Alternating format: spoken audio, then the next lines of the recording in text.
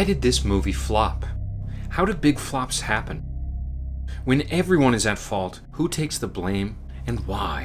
In 2015, Fox released Fantastic Four. It was one of the most talked about productions of the year in the worst way. Rumors were everywhere about the on-set vibe and alleged problems with director Josh Trank. And then something unprecedented happened. The night before release, the director went to Twitter and disowned the film. It premiered with 25 mil and went on to make 56 domestic overall. Rom-com numbers. It ended up with a grand total of 167 mil worldwide. This kind of project could have made that in 2 weeks. You might say to me, Aaron, why are you doing this case? This is open and shut. The gun is right there smoking. Listen, kid, I've been doing this a lot longer than you have, and I can tell you that these things are rarely that simple. From the beginning, 2012. While finishing up Chronicle, Josh Trank gets a call from Fox. Fox had funded Chronicle, and it turned out to be a surprise success. Small budget, new talent, little oversight, big returns. Fox offers him Fantastic Four. Trank was unfamiliar with the property, and his artistic sensibilities tend to be more gritty and downcast. He finally says okay after mulling it over for 2 weeks. His first move, hiring Jeremy Slater, screenwriter, friend, uncredited writer on Chronicle. Slater is a comic book fan, Trank is not. Trank tells Slater that he is not to speak to Fox unless Trank himself is present. Jeremy Slater envisions a truly faithful adaptation with 2012's The Avengers serving as the template. But Josh Trank hates every second of The Avengers, and the duo cannot nail a third act. Trank loses interest when the team gets their powers and it's time for the superhero stuff. Slater ends up writing over 2,000 pages and a whopping 18 drafts. And of those 18, only 2 are ever seen by Fox. After 6 months, Slater leaves the project. Now it's 2013 and casting begins. Trank fights hard for Miles Teller as the lead and wants to add inclusivity by seeking black actors for the brother-sister duo of the Human Torch and the Invisible Woman. He experiences intense pushback from Fox executives on this. A compromise is eventually reached. Trank will cast Chronicle breakout star Michael B. Jordan, and the studio will cast Kate Mara.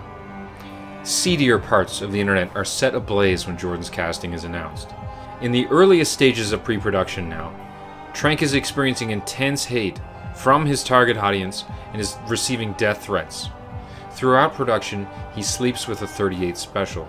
Trank moves into a rental property in Baton Rouge, Louisiana, where filming will take place. His dog passes away. The landlord complains that Trank and his dogs are destroying the house. Trank is then evicted. The landlord then sues Trank for $100K in damages, alleging he destroyed the house on his way out. The case drags on and looms over Trank's head throughout production. Early 2014, the script still has no third act. Hot off of X-Men First Class, producer Simon Kinberg starts to take a more active creative role. Multiple unnamed writers are brought in for script changes at this point.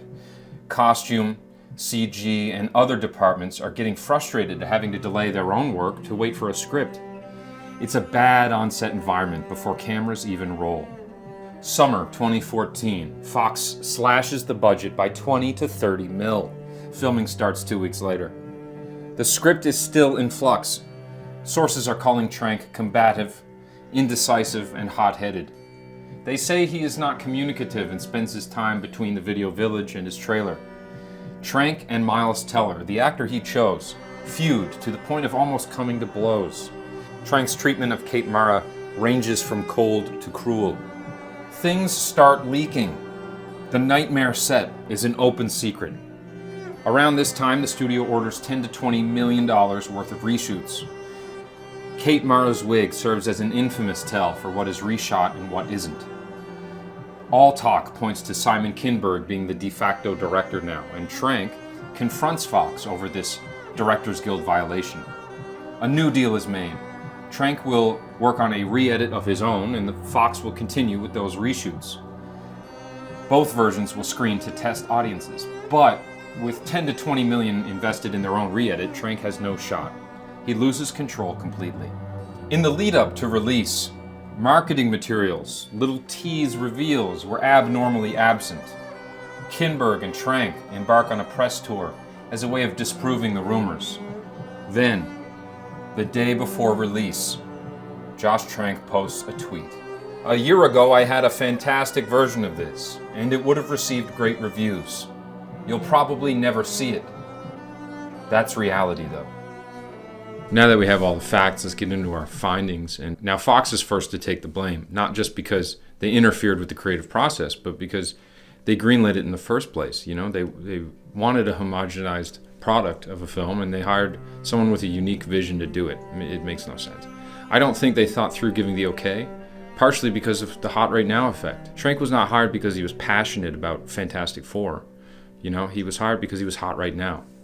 He had just made Chronicle. It was a superhero-esque film, you know, for very cheap, and it made a lot. And they wanted to replicate that cheap success by giving him one of their Marvel properties they keep as a hostage. Now, I'm not saying that like a gritty Fantastic Four or something taken and given a different mood, tone, or aesthetic can't be good. That's not what I'm saying. But it is a hard sell, and Fox wanted an easy sell, and they were sloppy in their decision-making. Here's the other thing. We don't really know what happened. We don't really know what happened. We have to acknowledge that. Everything has sources say or rumor has it in front of it. And there's multiple NDAs, non-disclosure agreements at play. And everyone has motive to lie. And we're talking about Hollywood here, and Trank bit the hand. And when you bite the hand, you break the Hollywood code of silence. You can get blacklisted sometimes, but it's exceedingly easy for a studio to change the narrative. They have relationships with publications. You do not. And when we say sources say, who are sources? You know, with these movie business news stories, we need to be skeptical of the narrative that benefits the studio. Now, obviously, Trank should not have signed on to this project if he was so fundamentally disinterested in it. But I also think there are nuggets of truth in those rumors, you know? A lot of different sources say that he was angry. He was not a cooperative leader. And through the research, I know that I can see that Trank is definitely brash. And make no mistake, a lot was thrown at him during this movie. You know, I listed them earlier. It was a bad time for him to be making a $150 million movie.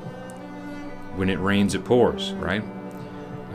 But at a certain point, in those conditions of extreme stress, it becomes your main responsibility not to take it out on those around you. But regardless of whose fault it is in the end, we deserve some of the blame too. You know, as I've said before, we like stories where the artist fails. And if the studio can indeed spin that false narrative, it is because we find it intensely shareable, you know. We like to read on Reddit or Variety that the artist became a mad scientist. And we're wrong for that. And by the way, that's not what Big Flops or Cold Case is about, okay? It's not about an opportunity to revel in an artist's failure. There will never be a Cold Case about Scorsese's silence underperforming, you know? It's about, as Ben Yahtzee Croshaw put it, laughing at an industry that never learns anything, okay? The studio will spend the GDP of a small nation on a project without any thought, and they'll mess with the creative side, which can only ever be a bad thing.